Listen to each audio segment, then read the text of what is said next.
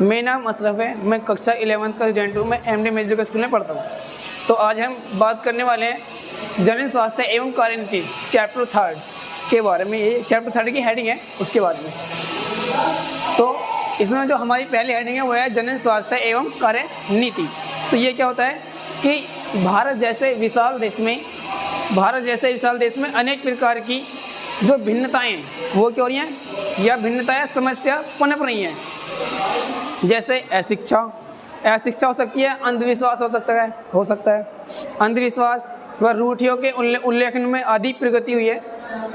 जो रूढ़ी है वो उनमें उसके उल्लेखन में बहुत ही ज़्यादा प्रगति हुई है, लेकिन जनन स्वास्थ्य के बावजूद इसमें क्या हो रहा है, गंभीर प्रयास करे जा रहे हैं, गंभीर प्रयास। तो हम इसकी सेकंड हेडिंग बना लेते हैं जनन स्वास्थ्य संबंधी समस्याएं। जो जनन स्वास्थ्य संबंधी समस्याएं वो क्या क्या है। स्वास्थ्य संबंधी समस्याएं इसमें क्या हो सकता है, जैसे कि यौन संबंधित जो रोग हैं उनके बारे में पूर्ण रूप से पता ना होना या उसका पूर्ण रूप से अध्ययन ना होना। तो इसमें पहले ये लेते हैं जो यौन संबंधी रोग हैं उनके बारे में पूर्ण रूप से अध्ययन ना होना। इसकी पहली हेडिंग है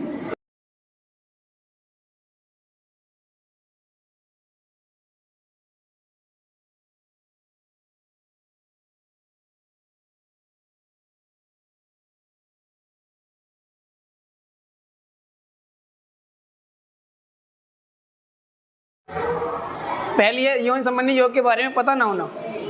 जैसे कि हेपेटाइटिस भी एक यौन रोग है। उससे क्या होता है, जो फीमेल है उसको बहुत ही अधिक कठिनाइयाँ बरतनी पड़ती हैं। उसमें अधिक ब्लीडिंग होती है बहुत ही ज़्यादा, यानी कि जो उनका जो रिप्रोडक्टिव जो ऑर्गन है उसमें बहुत ही अधिक कठिनाइयाँ होती हैं जो उन्हें झेलनी पड़ती हैं। सेकेंड लिखते हैं हम कन्या भ्रूण हत्या। इसे हम ऐसे डीपली समझ लेते हैं क्योंकि हमारे देश में लाखों बहनतियाँ हैं जो कन्या भ्रूण हत्या कर देते हैं, यानी कि जो फीमेल के पेट में जो गर्भ है उसी को ख़त्म कर देते हैं, उसे पैदा यानी कि बाहर आने से पहले ही समाप्त कर देते हैं, कन्या भ्रूण हत्या। इसके बारे में ये है कि जो कन्या है या जिसके पेट में वो गर्भ पल रहा है उसके जो भ्रांतियाँ हैं उनको पूर्ण रूप से उसका पता ना होना कि इसके क्या दुष्प्रयोग हैं। या थर्ड हेडिंग कहते हैं गर्भ निरोधक के बारे में पता ना होना।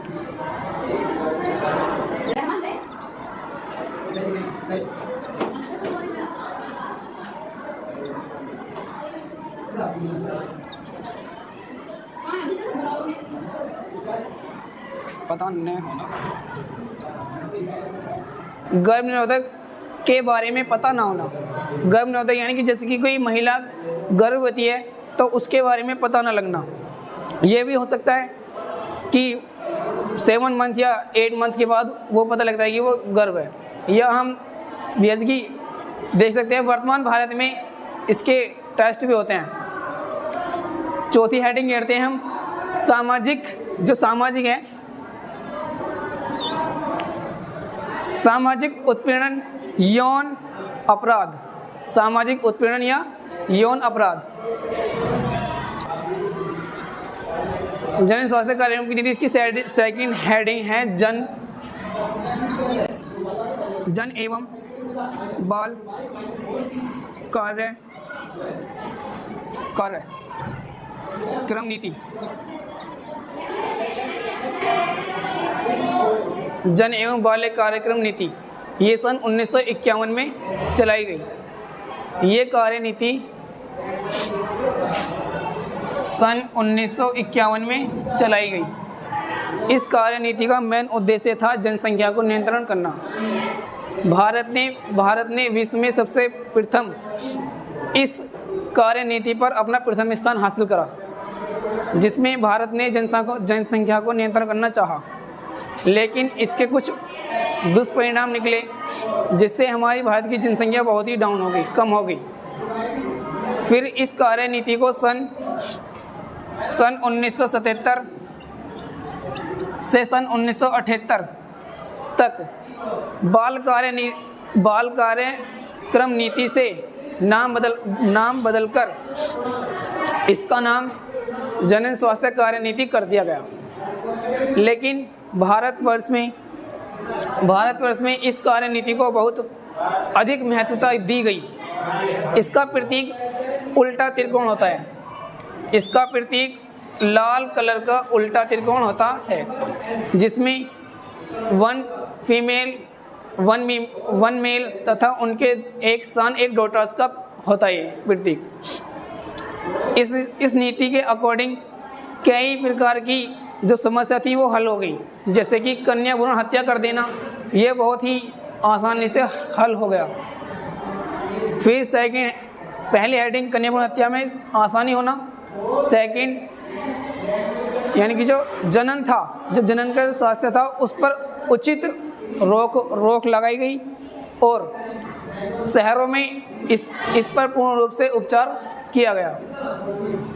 सब आपने सुना होगा, हम दो हमारे दो, ये जन एवं बाल कार्य नीति का ही नारा है।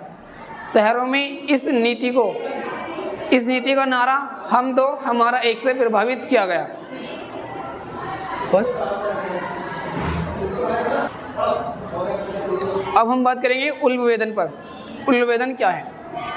जब कोई महिला या कोई फीमेल गर्भवती होती है, यानी कि उसके जो गर्भाशय है उसमें भ्रूण पल रहा होता है, तो उस पर उल्बेदन या एक एनियोटिक, जिसे बोलते हैं एनियोटिक जांच या उल्बेदन जांच, ये एक जांच होती है। यह जांच 16वें व 18वें सप्ताह पर कराई जाती है। इसमें यह पता लगाया जाता है कि जो भ्रूण है वो कोई आनुवंशिक बीमारी से ग्रस्त तो नहीं है, यानी कि जो भ्रूण है बेचारा वो आनुवंशिक बीमारी से ग्रस्त तो नहीं है। इसकी जांच सर्वप्रथम अमेरिका में की गई थी। इसकी जो जांच थी, इसकी खोज सर्वप्रथम अमेरिका में की गई थी। फिर इस जांच का कुप्रयोग होने लगा, इसके दुष्परिणाम निकलने लगे, जिससे ये होता था कि जब ये पता लगता था कि भ्रूण फीमेल है तो उसकी एमटीपी यानी कि एमटीपी गिरा दी जाती थी और फीमेल जो भ्रूण था उसकी हत्या कर दी जाती थी। लेकिन इसका मेन उद्देश्य ये था कि जो भ्रूण है वो आनुवंशिक बीमारी से ग्रस्त तो नहीं है।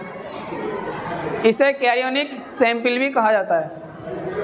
इसमें हम देखते हैं कि आनुवंशिक विकार भी हो सकते हैं, जैसे कोई अपाहिज तो नहीं है, बच्चा जो पेट में पल रहा है भ्रूण वो अपाहिज तो नहीं है, या किसी हाथ से ब्लेंड वो आदि बीमारियों का पता लगाया जाता है।